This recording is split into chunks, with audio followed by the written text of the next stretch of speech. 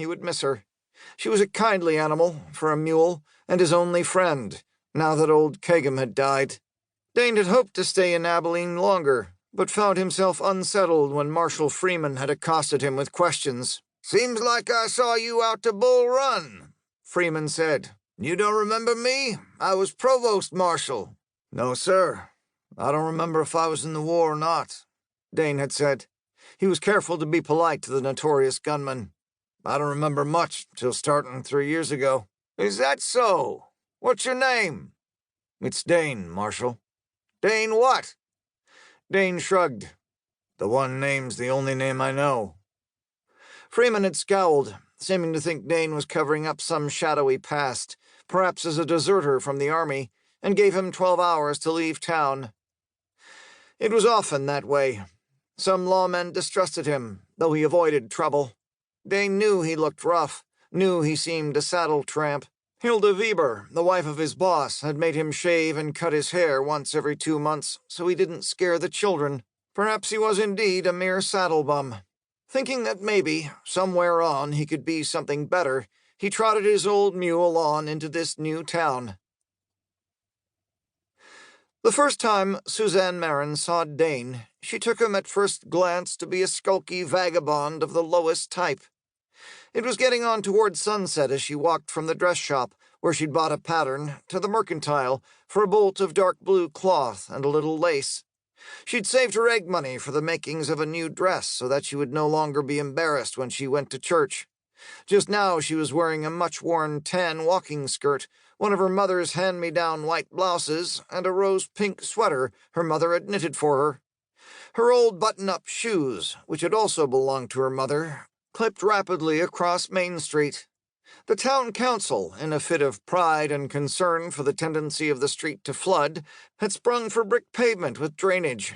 She paused part way to let a costly brass and fringe-trimmed surrey clop past, drawn by a fine, neatly groomed quarter-horse. It was driven by Jess Willoughby, the dapper owner of the Horseshoe W Ranch. He was a narrow-faced, sandy-haired man with a vinegary expression on his face most times, but now he managed to smile and tipped his Homburg at her. She nodded in return, not meeting his eyes. He twice asked for Suzanne's hand, but to the frustration of her mother, Suzanne had politely but firmly said no. "You're 33, Suzanne," her mother had said. "Folks think you a spinster." Now Willoughby clucked at the Kentucky mare to quicken the surrey out of Suzanne's way, and she made her way hurriedly to the wooden walkway in front of the mercantile. She heard a distant rumble of thunder. She'd seen clouds gathering on the northern horizon. It wouldn't do to be caught in a downpour. She had one hand on the glass knob of the mercantile's door when another clop of hoofs made her glance over her shoulders, and she stopped, staring. A stranger was riding in on a gray mule that snorted with weariness. He was a big man, almost too big for his mule. No doubt he was a trail-traipsing drunkard, for he had holes in his old Stetson, the sort that come from taking off a hat by the crease for a couple years, and his boots were down at heel, the sole on one of them peeling off. His blue trousers were scuffed open at the knees, and he wore an open duster over what might have been a ragtag red flannel shirt. The shirt so dusty itself, it was hard to have an opinion as to its original color.